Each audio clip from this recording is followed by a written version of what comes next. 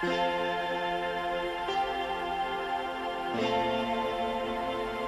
Sobat 87, UFC merupakan laga pertarungan terbesar di dunia dalam ajang olahraga Mixed Martial atau disingkat sebagai MMA, merupakan pertarungan tanpa menggunakan senjata yang mengaplikasikan kombinasi teknik dari berbagai cabang bela diri seperti bergulat, bantingan, kuncian, tendangan, dan pukulan.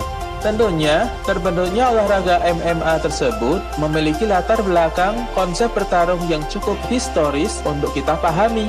Penasaran kan seperti apa awal mula kemunculan MMA ini? Berikut merupakan fakta metamorfosis UFC dari tahun 1993 hingga sekarang dalam versi Nugroho X87 Channel.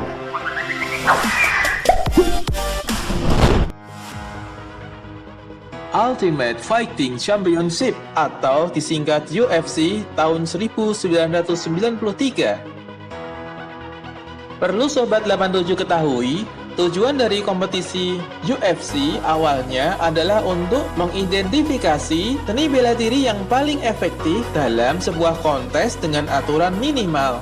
Pada tahun 1993, turnamen UFC terdiri dari eliminasi dari 16 orang dengan berbagai disiplin ilmu bela diri tingkat tinggi dengan aturan yakni kedua petarung tidak memiliki perbedaan kelas alias tanpa memandang ukuran dan berat badan. Bahkan, pegulat sumo dengan ukuran raksasa diperbolehkan ikut turnamen tersebut. Awalnya, ide tersebut untuk menentukan disiplin bela diri yang terbaik sekaligus memberikan hiburan yang mirip dengan film Dragon Ball atau video game populer saat itu yakni Mortal Kombat dan Street Fighter, yang mana setiap orang bertarung menggunakan disiplin bela dirinya masing-masing, mulai dari tinju, karate, judo, taekwondo, sumo, gulat hingga kungfu. Walaupun secara prakteknya diperbolehkan untuk belajar jenis bela diri lain untuk melengkapi kemampuan bertarungnya. Pertarungan harus dilakukan di kandang segi 8 yang dipagari dengan rantai.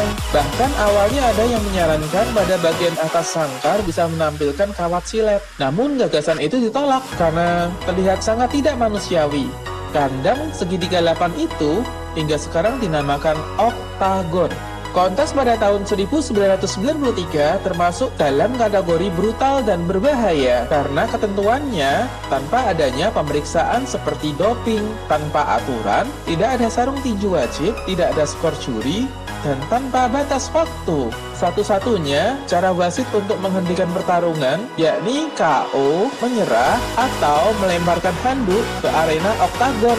Para petarung diperbolehkan mengenakan baju kebesaran dari seni bela diri yang ditekuni. Wow, benar-benar terlihat seperti game pada zaman dulu ya.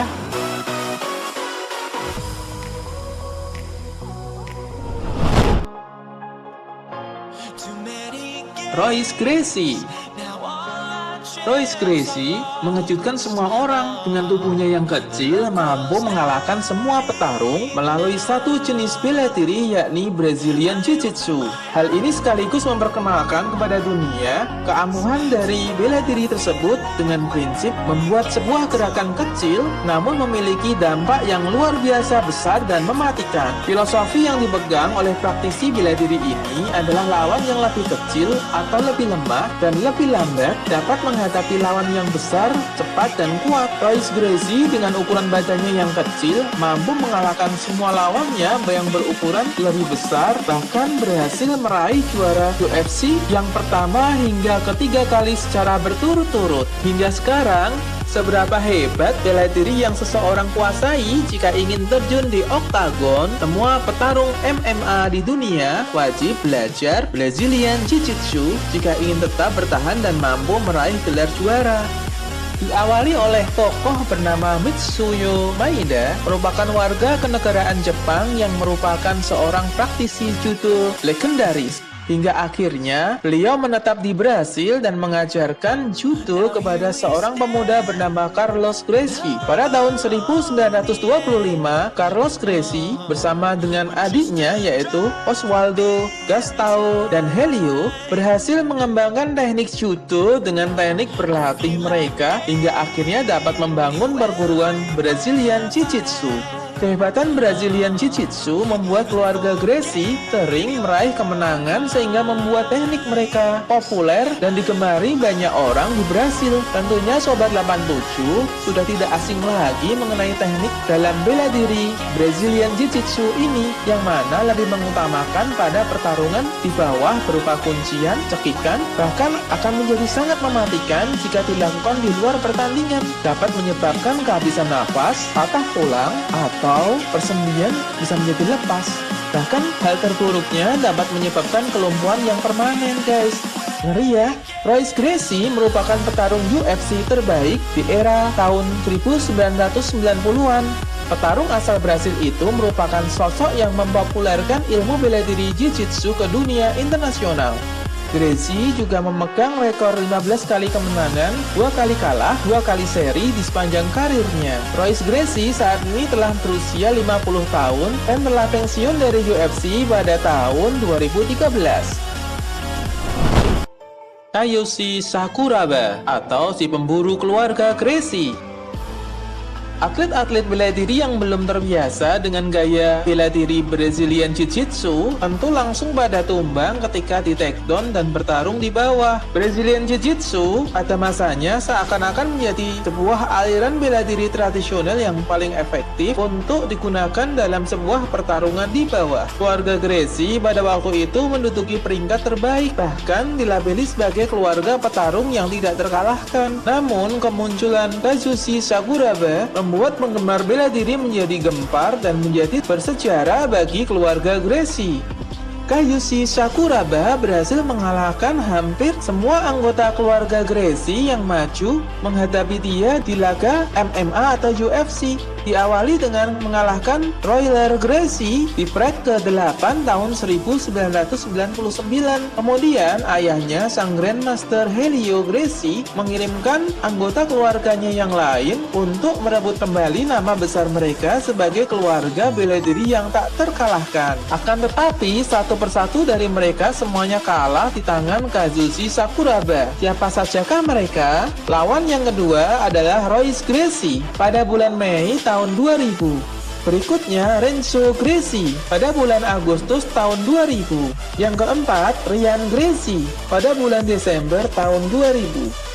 Kekalahan demi kekalahan ini akhirnya menguatkan julukan dari nama Sakuraba sebagai pemburu keluarga Gracie. Setelah 7 tahun kemudian, Kayoshi Sakuraba dapat dikalahkan oleh keluarga Gracie melalui Royce Gracie dengan memenangkan pertarungan melawan Kazushi Sakuraba di kompetisi MMA K1 Dynamite USA Juni 2007. Kayoshi Sakuraba sebelum terjun ke UFC adalah atlet pro wrestler seperti yang kita lihat di WWE SmackDown, memiliki banyak teknik-teknik yang menghibur mata penonton. Kemudian sebelum dia terjun ke MMA, Kayoshi Sakuraba melengkapi persiapan dirinya dengan berlatih Muay Thai dan boxing. Berhadapan dengan lawan yang jago permainan di bawah, Sakuraba memiliki teknik lain untuk mengatasinya, yakni meloncat tinggi ke atas dengan kaki siap menginjak lawan yang berada di bawah. Terkadang Sakuraba berusaha melewati penjagaan lawan dengan akrobatik berputar, kemudian mendarat di sisi kepala lawan sehingga lepas dari penjagaan tangan dan kaki lawan, dan melakukan teknik memukul ke bawah dengan seluruh berat tubuh deras melaju ke arah kepala setelah sebelumnya melompat tinggi di atas lawan. Kimura Lock merupakan salah satu jurus pamungkas Kayoshi Sakuraba ketika melawan keluarga Gracie. Menurut kabar cerita, jurus ini pula yang digunakan oleh penciptanya, Masahiko Kimura, yakni seorang judo yang mengajarkan serta pernah menaklukkan Helio Gracie, yakni kakek dari keluarga Gracie yang membesarkan nama Brazilian Jiu-Jitsu. UFC modern. Jika dulu UFC dianggap sebagai ajang brutal yang dilarang banyak negara di Amerika Serikat, seiring berjalannya waktu dan keinginan besar oleh para pendiri awal UFC untuk menjadikan MMA sebagai ajang olahraga yang diakui, sehingga peraturan demi peraturan mulai melapisi tiap ajang UFC. Sejak dibelinya UFC oleh Jupa, jika dulu aturannya sangat minim dengan didukung peranan seorang wasit dengan andil yang sangat minim dan membahayakan keselamatan petarung. Sekarang, UFC mendekatkan diri pada Komisi Atletik dan mulai terbentuk peraturan-peraturan ketat yang disetujui oleh Komisi Atletik Amerika Serikat dan menjadi peraturan MMA di dunia. Dalam hal ini, keselamatan petarung adalah menjadi poin nomor 1.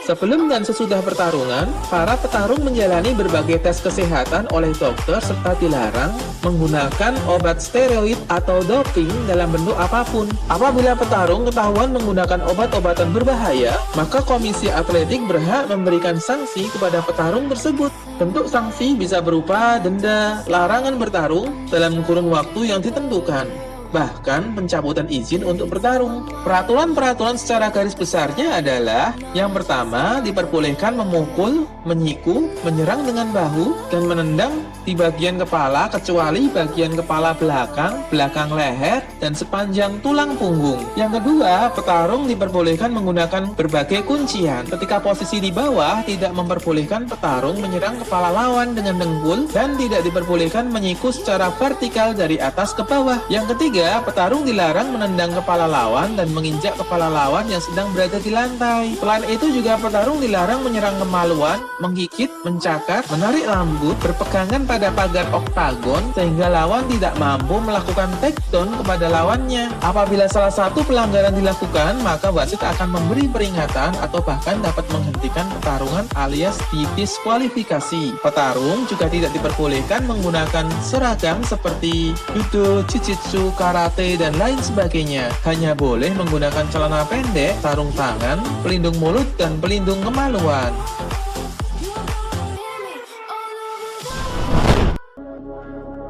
Petarung UFC modern yang melegenda. Petarung UFC di era sekarang melahirkan tokoh petarung legenda yang cukup dikenal oleh para penggemar bela diri dunia. Di antaranya adalah Chuck Liddell, Randy Couture,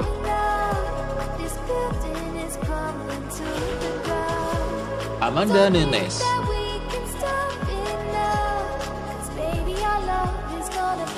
Daniel Cormier,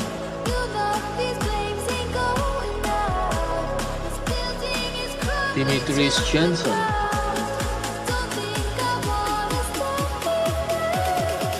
Fedor Emelianenko,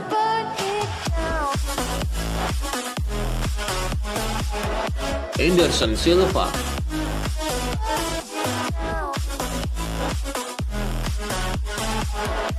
George St-Pierre,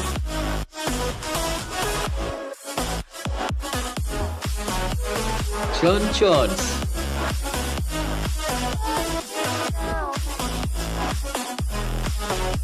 Khabib Nurmagomedov.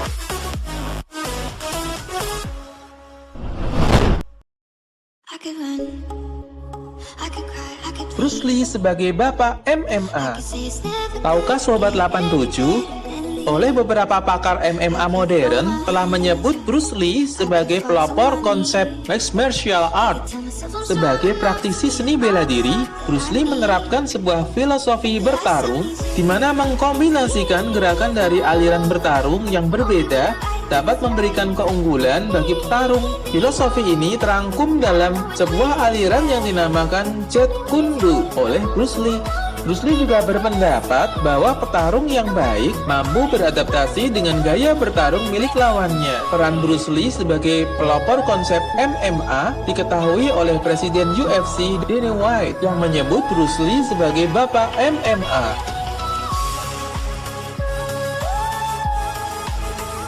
Demikian video dari saya. Jangan lupa like, subscribe, dan share untuk mengikuti video kami berikutnya. Dan silahkan komen jika ada pertanyaan dari seputar video di atas.